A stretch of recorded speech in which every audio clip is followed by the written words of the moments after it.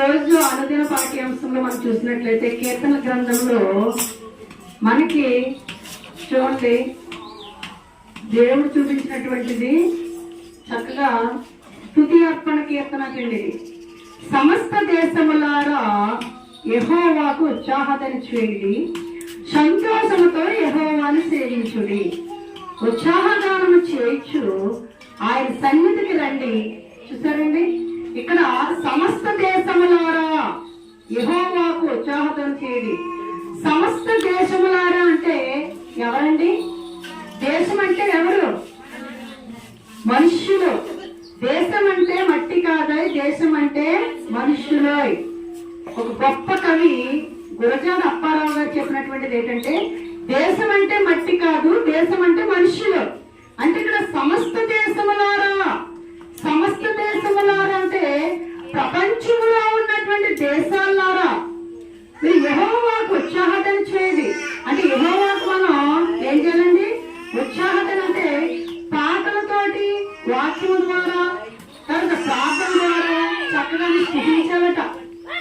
సంతోషముతో యెహోవాను సేవించుడి. ప్రార్థనకి విసుక్కుంటూ రావాలండి. దేవుని స్తుతించినప్పుడు బాధతో స్తుతించకూడదు. దేవునితో స్తుతించినప్పుడు, దేవుని స్తుతించినప్పుడు మన కుటుంబ సమస్యలు ఏమన్నా, మన ఆరోగ్య సమస్యలు ఏమన్నా, మన ఆర్థిక సమస్యలు ఏమన్నా, మనకి ఎన్ని సమస్యలు ఉన్నా కానీ ఆయన సన్నిధికి వచ్చి సంతోషముతో మనం ఏం చేయాలంటే ఆయన సేవించాలి, ఉత్సాహగానము చేయొచ్చు. ఆయన సన్నిధికి రండి. ఉత్సాహంగా సంతోషంతో సన్నిధికి రావాలంట మనం.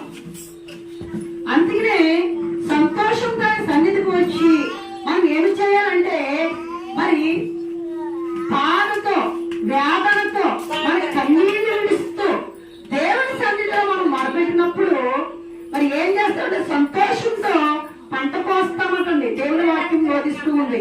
కనుక యెహోవాను మనం ఎలా సేవించాలి అంటే సంతోషంతో యెహోవాను సేవించాలి ప్రియులారా.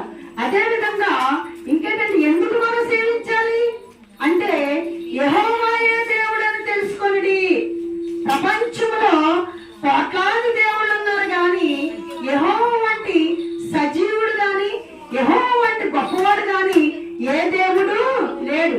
కనుక యెహోవాయే మన దేవుడని మనం తెలుసుకుని మనము ఇంకొక మాట తెలుసుకోవాలంట. ఏమిటంటే ఆయనే మనల్ని పుట్టించెను, మనము ఆయన వారము. ఆ దేవాది దేవుడే పుట్టించాడండి మనల్ని. కనుక మనం ఎవరి వారం అంటే ఆయన వారం అవ్వాలి తప్ప మరి విగ్రహాలు చూసినట్లయితే అవి చెవిండి వినవు, నోరుండి మాట్లాడవు, అంటే కళ్ళుండి చూడవు, ముక్కుండి వాసన చూడవు, కాళ్ళుండి నడవవు, చేతులుండి ఏమి చేయలేవు. కనుక విగ్రహాలకు సంబంధించిన వారముగా మనం ఉండకూడదు పిల్లరా. ఎవరికి సంబంధించిన వారుగా ఉండాలంటే ఎవరైతే మనల్ని పుట్టించాడో ఆ పుట్టించినటువంటి ఆ దేవాది దేవుని యొక్క బిడ్డలమై మనం ఉండాలి. దేవుడికి మహిమ కలుగును గాక. హల్లెలూయా. అందరూ హల్లెలూయా చెప్పాలి. మనం చూసినట్లయితే ఆయన మరొక మాట చెప్తూ ఉన్నాడు. ఎక్కడంటే 5వ చరణం అండి. యెహోవా దయాళుడు, ఆయన కృప నిత్యముండును, ఆయన సత్యము తరతరములుండును. దేవునికి మహిమ కలుగును గాక.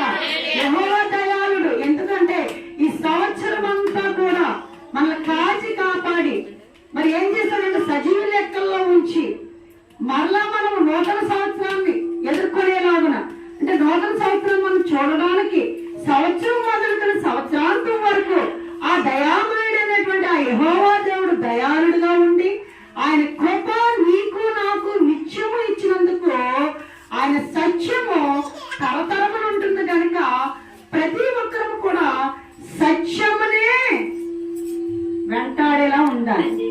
అదే మనం చూసినట్లయితే యేసు ప్రభువు వారు అంటారు, నేనే మార్గమును సత్యమును జీవమునై ఉన్నాను, నా ద్వారానే తప్ప ఎవరునూ తండ్రి యొద్దకు వెళ్ళలేరని ఆ దేవాది దేవుడు చెప్పిన రీతిగా ఆయన సత్యము తరతరములుండెను. యెహోవా దేవుడు సత్యవంతుడు కనుక, యేసు ప్రభువు సత్యవంతుడు కనుక అవి తరతరములు ఉంటాయి కనుక అది సత్యవంతుడికి మనం మొరపెట్టుకుంటే మనకి ఏమి ఆర్థిక ఇబ్బందులున్నా, కుటుంబ సమస్యలున్నా, మన భర్తలకు రక్షణ లేకపోయినా, మరి ఈ యొక్క విశ్రాంతి దినమును మరి రాత్రి జరగబోయినటువంటి మరి ఏర్పాటు చేయబడినటువంటి ప్రార్థనా కూడికలో మనం వచ్చి మరి సంవత్సరం మొదలుకొని సంవత్సరాంత వరకు మనం కాచి కాపాడు ప్రభా నీకే కృతజ్ఞతలు అని చెప్పి మనం ప్రార్థించుకునేవారుగా ఉండాలి. విశ్రాంతి దినమును పరిశుద్ధముగా ఆచరించుట జ్ఞాపకం చేసుకోవాలి ప్రియులారా. కనుక మన కుటుంబం గురించి మనం ఏ విధంగా ప్రార్థన చేయాలి అని మనం ఆలోచన చేస్తే, కీర్తనల గ్రంథము ప్రార్థించేటప్పుడు మనం ఎలా ఉండాలి అంటే, కీర్తనల గ్రంథము 50వ అధ్యాయము 17వ శరణములో మనకి ఇలాగా, విరిగిన మనస్సే దేవునికి ఇష్టమైన బలులు. దేవా, విరిగి నలిగిన హృదయమును నీవు అలక్ష్యం చేయవు. దేవునికి మహిమ కలుగును గాక. దేవా, విరిగి నలిగిన హృదయమును అలక్ష్యం చేయమంటే, ఎవరైతే దుఃఖముతో మనము ఎంతో బాధపడతామండి. మన కుటుంబంలో ఉన్న సమస్యల గురించి సతమతం అయిపోతాం. మన గృహాలు లేకపోతే సతమతం అయిపోతాం. మన భర్తలు స్థిరముగా లేకపోతే మనం సతమతం అయిపోతాం. మన భర్తలు త్రాగుబోతులు అయితే మనం సతమతం అయిపోతాం.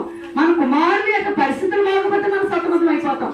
మన బిడ్డల యొక్క పరిస్థితులు బాగా మనం సతమతం అయిపోతాం.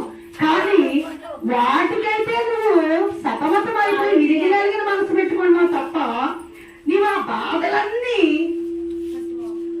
దేవుని సన్నిధికి వచ్చి ఆ బాధలన్నీ దేవుని సన్నిధిలో నువ్వు మొరపెట్టుకున్నప్పుడు, దేవా, విరిగి నలిగిన హృదయమును నీవు అలక్ష్యం చేయడం ఆలస్యం చేయవు. కనుక నీ సన్నిధికి వచ్చి నేను మొరపెట్టుకుంటున్నాను.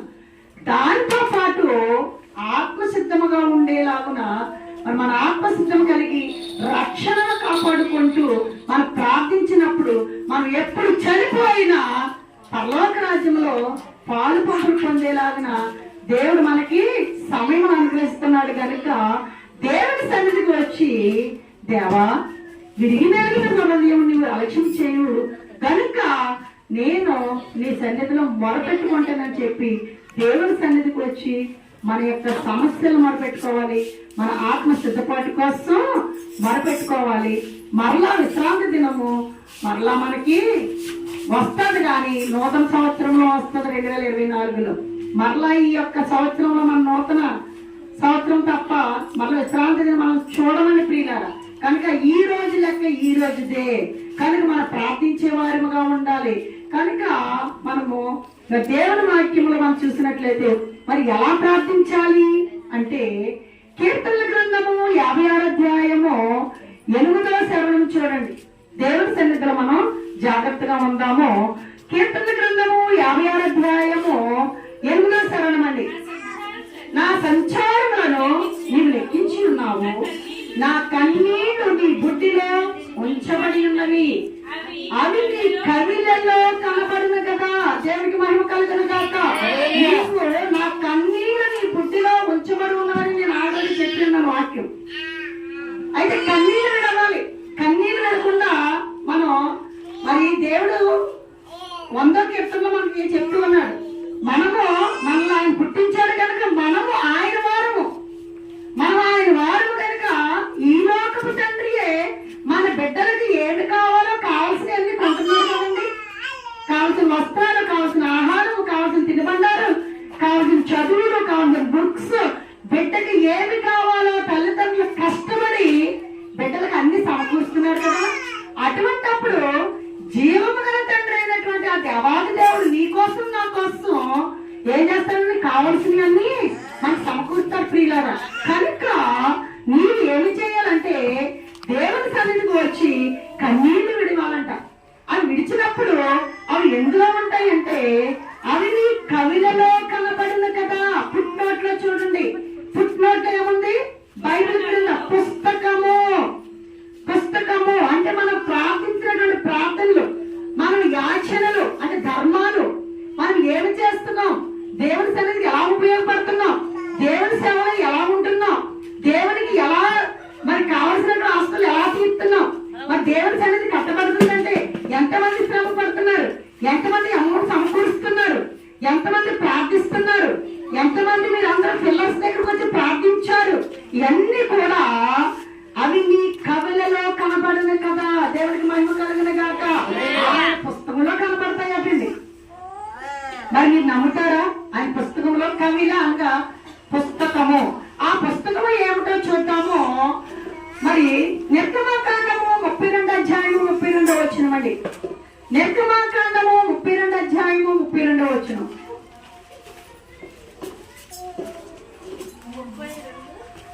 అధ్యాయము 32 వచనం.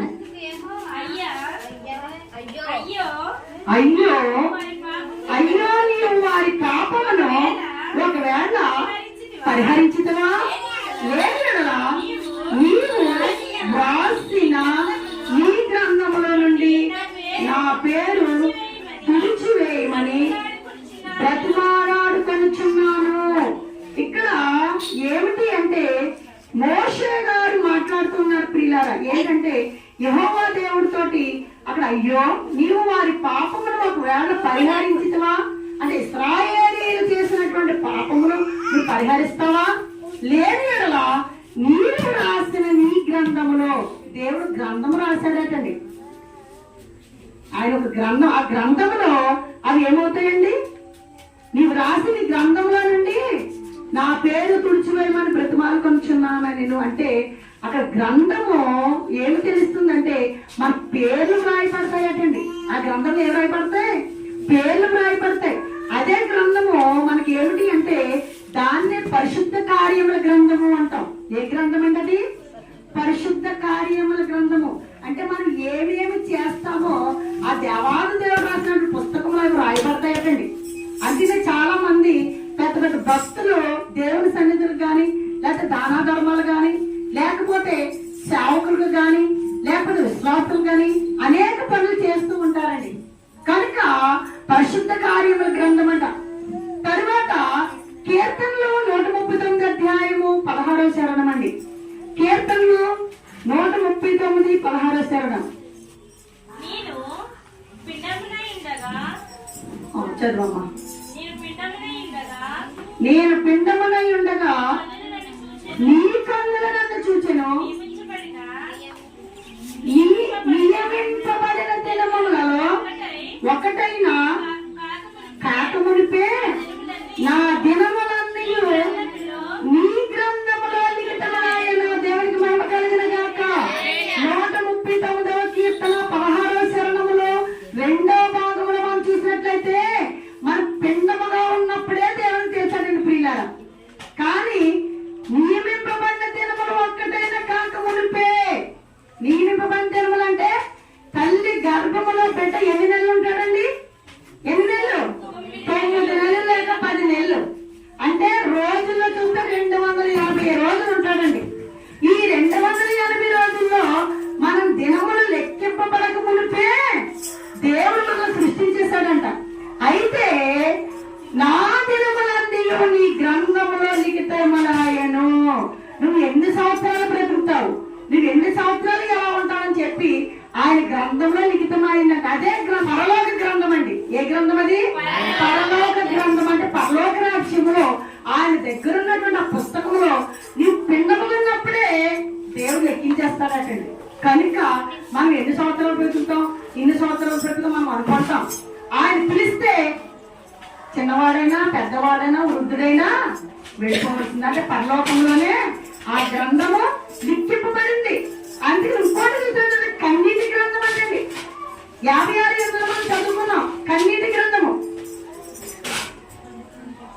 మనం చదువుకున్న 56:8 నా సంచారములను నీవు లెక్కించి ఉన్నావు, నా కన్నీళ్లు నీ బుద్ధిలో ఉంచబడి ఉన్నవి. చాలండి. ఆయన బుద్ధి ఎక్కడ ఉంది అంటే నీ బుద్ధి అంటే పరలోక రాజ్యంలో దేవాది దేవుడి దగ్గర కన్నీటి బుద్ధి ఉందటండి. ఆ కన్నీటి బుద్ధిలో కన్నీటి గ్రంథం అండి. అంటే మన సన్నిధిలో ఎలా మొదలుపెడతాం? దర్జాగా మొదలుపెడుతున్నామా? ఆర్డర్ వేస్తున్నామా?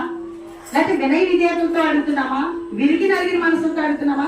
ప్రభా నువ్వు నీ సన్నిధికి వస్తున్నావు, నేను ఎక్కువ నాకు నువ్వు అన్ని సమకూర్చు, నేను అక్కడ ఉంటున్నాను ఇక్కడ ఉంటున్నాను అంటే విగ్రహారాధనలో ఉంటున్నాను, దేవుడి సన్నిధిలో ఉంటున్నాను, ఆదివారం వస్తే ఇక్కడ ఉంటున్నాను, మిగతా సమయంలో వేరే చోట ఉంటున్నాను, ఆయన నా మాట వినాలని అంటాం. కానీ కాదండి. ఆయన మాట నువ్వు విన్నట్లయితే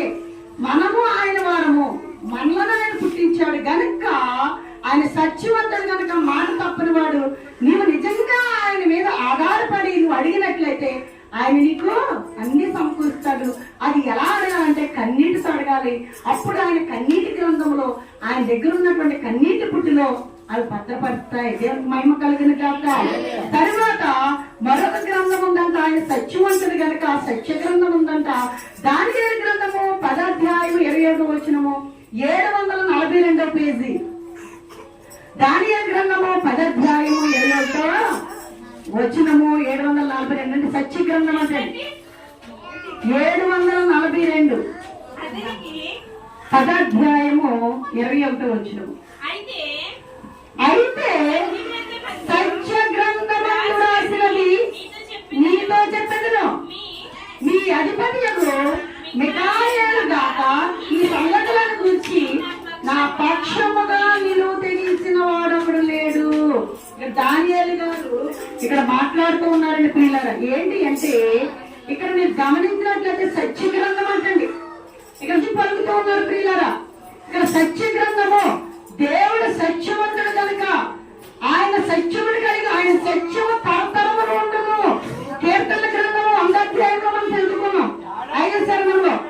ఆయన సత్యము తరతరములు కనుక ఆయన సత్యవంతుడు. ఆయన దగ్గర ఏ గ్రంథం ఉందండి? సత్య గ్రంథం ఉంది. మనం నిజం మాట్లాడుతున్నామా, అబద్ధం మాట్లాడుతున్నామా, మన ప్రవర్తన ఎలాగుంది, సత్యమునే పలుకుతున్నామా, అసత్యమని పలుకుతున్నామా, మన ప్రవర్తన ఎలాగుంది, మనుషుల దగ్గర ఎలాగున్నాము, మనుషుల దగ్గరేమో మంచిగా కనబడతాము, దేవుని దగ్గరేమో చెడుగా కనబడతాము. అది కాదండి ప్రియులారా. మనుషుల మెప్పు వద్దు మనకి, దేవుని మెప్పు కావాలి. మరి కన్య అయిన మరియ దేవుని మెప్పు పొందింది. మనుషులతో అనేక మందితో ఆనాడు ఏంటండి అనేక నిందలు పడింది ప్రియులారా. కనుక మరి మరియమ్మ కూడా సత్యవంతురాలుగా ఉంది ఈ లోకంలో పుట్టినటువంటి. మరి ఇంకా చూసినట్లయితే బాప్తిస్మిచ్చేటువంటి యోహాను గారు కూడా సత్యవంతుడిగా ఉన్నాడు. మరి యోసేపు గారు సత్యవంతుడిగా ఉన్నారు. దేవుడే కాదండి మానవులు కూడా ఉన్నారు. కనుక జకరియా గారు కూడా సత్యవంతులుగా ఉన్నారు. కనుక మనము సత్యమును పలికినట్లయితే సత్య గ్రంథంలో వ్రాయబడతాడండి. లాస్ట్ గా మనం ముగించుకుందాము. చివరి గ్రంథం ఏమిటి అంటే ప్రకటన గ్రంథము 21వ అధ్యాయము 27వ శరణంలో మనకు ఒక మాట కనిపిస్తుందండి. 21వ అధ్యాయము 27వ గొర్రె పిల్ల యొక్క జీవ గ్రంథమందు వ్రాయబడిన వారే దానిలో ప్రవేశించురు. చూడండి, గొర్రె పిల్ల యొక్క జీవ గ్రంథం అండి. ఈ గొర్రె పిల్ల ఎవరు అంటే యేసు ప్రభువారు. నీ కోసం నా కోసం ఆయన చనిపోయి మరి ఆయన రక్తం కాచాడు కనుక మన అందరి పాపములు ఆయన రక్తములో కడగబడ్డవు కనుక మనము మన హృదయాలు నిజంగా ఆయన సన్నిధిలో ఆయన రక్తములను కడగబడినట్లయితే మన హృదయాలు మరి ఎలా ఉంటాయండి? తెల్లనిగా ఉంటాయన్నారు. అంటే మనం చూసినట్లయితే మన హృదయాలు ఈ రోజుని మనం చేసినటువంటి మంచి క్రియలు కానీ ఏమన్నా ఉంటే అవన్నీ కూడా దేవుని దృష్టికి మురుగుగుడ్ల వలె ఉందటండి. మన యొక్క సత్యము అంటే మన యొక్క ప్రవర్తనలు ఎంత నీతిగా ఉన్నా మన నీతి అంతా దేవునికి మురికి గుడ్డల వల్ల కనిపిస్తుందంట. మరి ఎలాగా ఆ మురికి గుడ్డలు మనం కడుక్కోవాలంటే, శుభ్రం చేసుకోవాలంటే, శుద్ధి చేసుకోవాలంటే, జీవ గ్రంథంలో ఉండాలంటే గొర్రె పిల్ల యొక్క రక్తంలో మనం కడగబడితే జీవ గ్రంథంలో మనము ఎలా ఉంటామండి? వ్రాయబడిన వారిగా ఉంటాం. కనుక మరి వ్రాయబడిన అంటే ఎలా ఉండాలి అంటే ప్రకటన గ్రంథము 2వ అధ్యాయం 17వ శరణంలో ఒక మాట చెప్తున్నారండి. సంగములతో ఆత్మ చెప్పుచున్న మాట చెవిగలవాడు వినును గాక, జయించు వారికి మరిగయన్నామన్నాను భుజింపనెత్తును, మరియు అతనికి తెల్ల రాతి విత్తును, ఆ రాతి మీద చెక్కబడిన ఒక కొత్త పేరుండును. చాలండి, అది పొందిన వారికి గాని మరి అమ్మకి తెలియదు. దేవునికి మహిమ కలుగును గాక. ఇక్కడికి ఎందుకు వచ్చారండి? ఆయన ఒక రాతిని ఇస్తాడంట, దాంట్లో మన పేరు ఉంటుందంట. అది పొందిన వారికే గాని అందరికి తెలియదు. అంటే రక్షణ పొందిన వారికే దేవుని యొక్క విషయం తెలుస్తుంది. అందుకనే మరి రక్షించబడిన వారికే దేవుని యొక్క శిలువ గురించి తెలుస్తుందంట. శిలువను గురించిన వార్త నశించుచున్న వారికి వెర్రితనము గాని రక్షింపబడుచున్న వారికి మహాశక్తి అయి ఉన్నదండి. దేవుడికి మహిమ కలుగును గాక. అది ఎటువంటి శక్తి అంటే జీవగ్రంథమందు ఆయన యొక్క తెల్లరాగి ఇస్తాడు, దాంట్లో మన పేరు రాయబడుతుంది. ఆ పేరు అది పొందిన వారికే కానీ ఎవరికి తెలియదు. ఆ యొక్క రక్షణ అనేది ఎవరైతే పొందుతారో వారికి తెలుస్తుంది కానీ మిగతా వాళ్ళకి తెలియదు ప్రియులారా. కనుక ఎవరి వంతు వాళ్ళదే, ఎవరి పని వాళ్ళదే, ఎవరి శిక్ష వాళ్ళదే, ఎవరి తీర్పు వాళ్ళదే. కనుక ఎవరి జాగ్రత్తల వాళ్ళు ఉండడం మంచిది. కనుక ఈ యొక్క మరి చివరి విశ్రాంతి దినములో మనం నేర్చుకున్నది ఏమిటి అంటే పరిశుద్ధ కార్యముల గ్రంథం గురించి, పరలోక గ్రంథం గురించి, కన్నీటి గ్రంథం గురించి, సత్య గ్రంథం గురించి, జీవ గ్రంథం గురించి తెలుసుకున్నాము. కనుక మనము ఈ గ్రంథాలలో మన పేరు ఎలా ఉండాలండి? వ్రాయబడే విధంగా ఉండాలి. మనము హృదయాల దేవునికి అంగీకారంగా ఉండాలి. మనల్ని ఆయన పుట్టించాడు కనుక ఆయన బిడ్డలుగా ఉండి మనము మరి దేవుని సన్నిధికి వచ్చి మన పాపములను ఒప్పుకొని కన్నీటిగా ప్రార్థన చేసి మన కుటుంబాల కోసం, మన భర్తల కోసం, సమాజం కోసం, మన బంధువుల కోసము, ఇరుగు పొరుగు వారి కోసము ప్రతి ఒక్కరి గురించి ప్రార్థించలాగున ప్రతి ఒక్కరు కూడా శక్తివంతులయ్యేగాక పరిశుద్ధాత్మ దేవుడు మనం నడిపించి ఆశీర్వదించిన గాక. ఆమేన్.